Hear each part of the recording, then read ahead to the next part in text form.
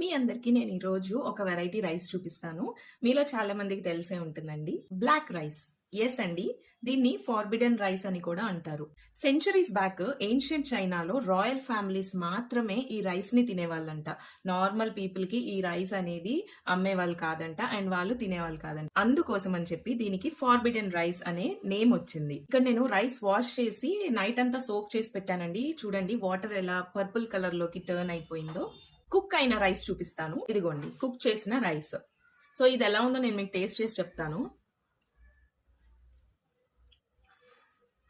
First of all దీని smell అయితే చాలా డిఫరెంట్ గా ఉందండి. మన normal white rice brown rice లా లేదు. అండ్ టెక్స్చర్ కూడా చాలా చ్యూయిగా ఉంది.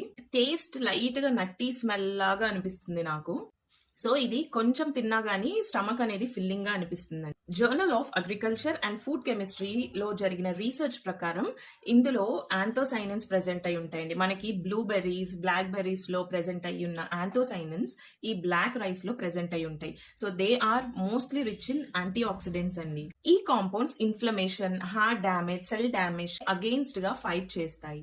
ఈ రైస్ లో ఎక్కువ iron, protein and fibre present అయి ఉంటాయండి. దట్ మీన్స్ డైజెషన్ అన్నది స్లోగా జరుగుతుంది అండ్ డయాబెటీస్ వాళ్ళకైతే చాలా మంచిదన్నమాట. బట్ కుకింగ్ టైం అన్నది చాలా ఎక్కువ పడుతుందండి. నేను ఇది ఒక half an hour 45 minutes cook చేశాను. నైట్ సోక్ చేసిన తర్వాత కూడా ఇంతసేపు పట్టింది. It is not only coloured rice అండి, but it is power packed nutrition అనమాట. మీలో ఎవరికైనా ఇంట్రెస్ట్ ఉండి మీకు అవైలబుల్ గా ఉంటే ఒకసారి ట్రై చేయండి. టేస్ట్ చాలా డిఫరెంట్ గా ఉంది. Thank you for watching.